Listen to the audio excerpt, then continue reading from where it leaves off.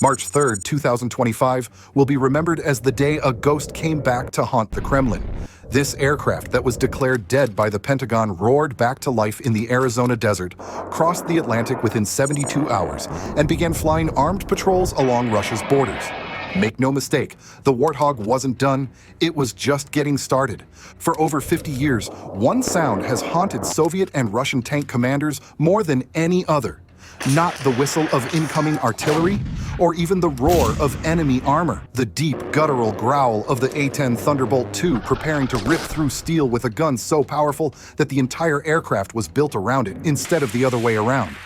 This GU-8/A Avenger cannon fires 30mm depleted uranium rounds at 3,900 rounds per minute. Each burst sounds like the sky tearing apart. In fact, Iraqi tank crews during Desert Storm called it the Devil's Cross because of the aircraft's distinctive profile. They would abandon perfectly functional T-72 tanks and run when they heard that sound approaching. As a result, the A-10 didn't just destroy over 900 Iraqi tanks in that war, it created a psychological terror that spread through every military unit using Soviet-designed armor. Soviet planners had nightmares about this exact scenario during the Cold War, when hundreds of American warthogs were flying low over European plains, hunting Russian tank columns. The aircraft's titanium bathtub protecting the pilot from ground fire, the ability to fly at 300 feet with half a wing blown off and still make it home. Above all, the raw, brutal efficiency of a weapon system designed for one purpose: deleting armor. Then the Cold War ended. The threat disappeared. And for decades, the Air Force tried desperately to kill its own creation. Too slow for modern warfare, they said. Too vulnerable to advanced air defenses. Not stealthy enough. Furthermore, the Pentagon wanted sleek F-35s and standoff precision weapons, not a titanium bathtub flying low enough to get shot at by rifles. They tried retiring the A-10 in the 1990s, tried again in the 2000s, tried again in 2014. Netherless, Congress kept blocking them. Finally, in 2023, they won. The A-10 fleet began retirement. By early 2024, dozens sat in the boneyard at Davis-Monthan Air Force Base, their guns silent, their titanium armor gathering dust under the Arizona sun. The Air Force moved on to modern warfare, confident that F-35s would handle close air support missions. But here's the twist. Then Russia started massing tanks on NATO's borders, and suddenly everyone remembered why the Warthog was built. It started quietly in January 2025. Intelligence reports filtering into NATO headquarters showed something alarming. What's more, Russia was concentrating armor along the borders of the Kaliningrad exclave at levels not seen since Soviet times.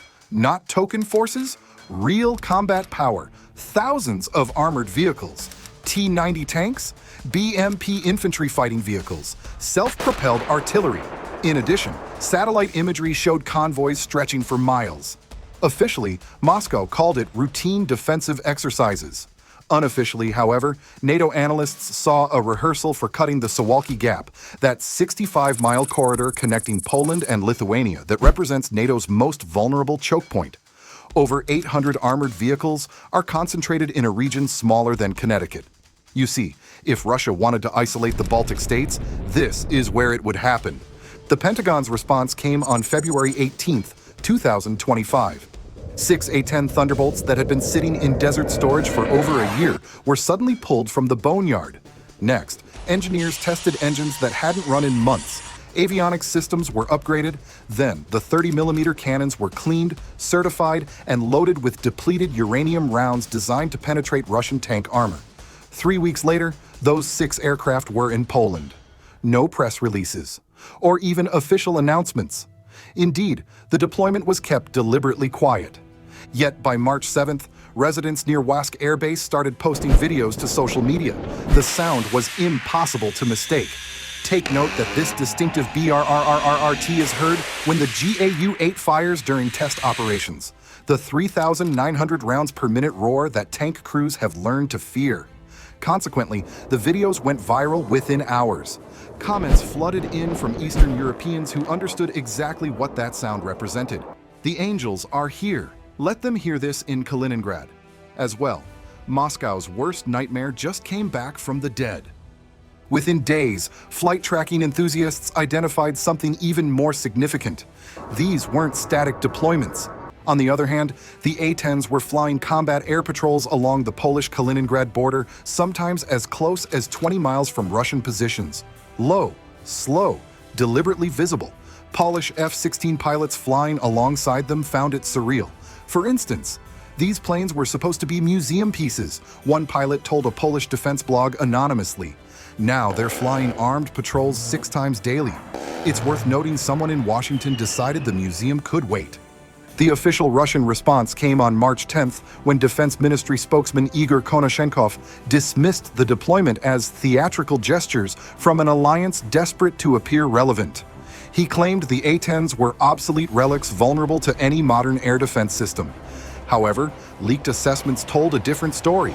Reports obtained by Ukrainian intelligence revealed genuine concern within Russia's military planning apparatus. Here's why. The A-10's low-altitude operations made them extremely difficult targets for S-400 systems optimized for high-altitude threats. The Warthog could fly beneath radar horizons, pop up, deliver devastating firepower, and disappear before defensive systems could respond. What's more, these weren't Desert Storm-era Warthogs.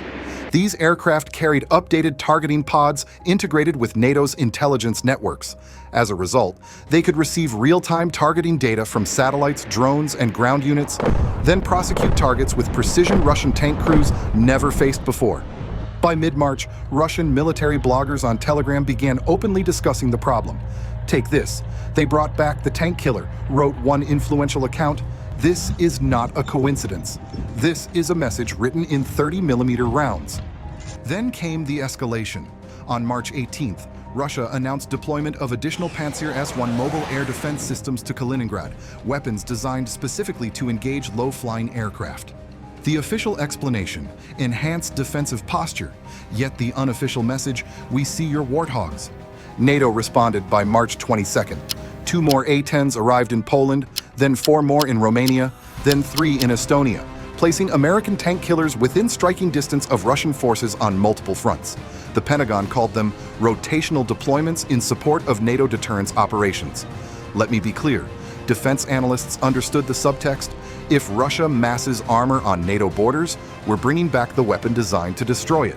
For Russian tank commanders in Kaliningrad, the psychological impact was immediate. Every time they heard that distinctive engine note, they were reminded that somewhere above, an American pilot was orbiting with a gun-firing tank killing rounds at 70 per second. Indeed, Russia could bark about obsolete aircraft. Nevertheless, Russian commanders knew what A-10s had done to Soviet-made armor in Iraq. But symbolism doesn't win wars, capabilities do. So what does this deployment actually change? On paper, the A-10's return shouldn't matter. Modern warfare is about stealth aircraft, standoff weapons, cyber operations. Furthermore, the era of low-flying tank killers should be finished, except Russia's invasion of Ukraine shattered that assumption. The war revealed that armor still matters, that close air support still matters. In addition, that grinding combat still happens even with drones and precision missiles. Ukrainian forces have begged for A-10s since 2022, knowing what they could do against Russian tank columns. The Pentagon watched and learned. What NATO planners realized is that the A-10 fills a niche nothing else can match: mass armor destruction in contested environments where stealth isn't an option. Sure, the F-35 can do many things better, yet it can't loiter for hours. It can't carry the same ordnance load, and it costs $44,000 per flight hour versus the A-10's $19,000.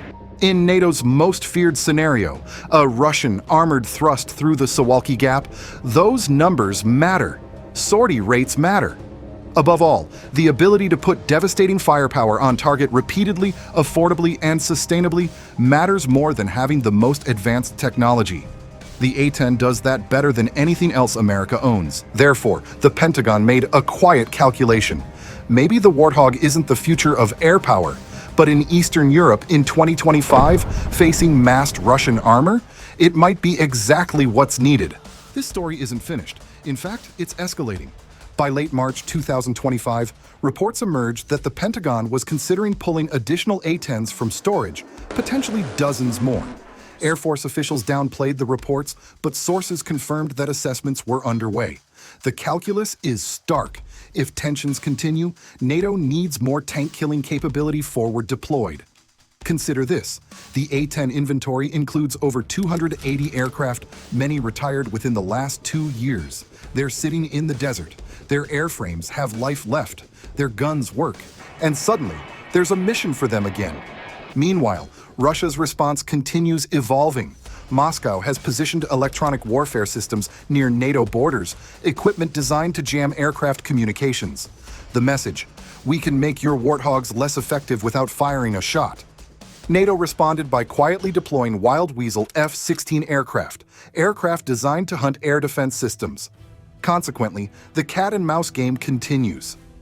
On March 28th, a Russian Su-35 came within 15 feet of an American A-10 over international waters near Kaliningrad. The Pentagon filed a protest. Russia dismissed it. Despite that, neither side changed their operations. And here's where it becomes genuinely dangerous. The A-10's presence is working. In fact, Russian armor movements near NATO borders have decreased since mid-March. Either Moscow was never serious, or the deployment successfully deterred them. But successful deterrence creates its own trap. Russia can't pull back without appearing intimidated. Likewise, NATO can't withdraw without emboldening further aggression. So the standoff continues. Retired aircraft fly armed patrols along Europe's most dangerous borders. Russian crews man defenses watching for the profile they hoped never to engage. And in the Arizona desert, more A-10s wait to see if they'll be called back too. The A-10 Warthog was supposed to be finished, a Cold War relic with no place in modern warfare. Instead, it's become the frontline symbol of a new Cold War that looks disturbingly similar to the old one.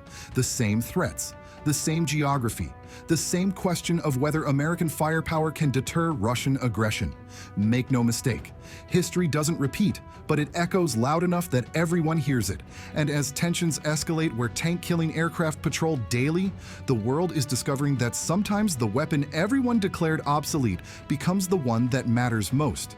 The Warthog is back, Moscow is watching, and nobody knows what happens when deterrence finally fails.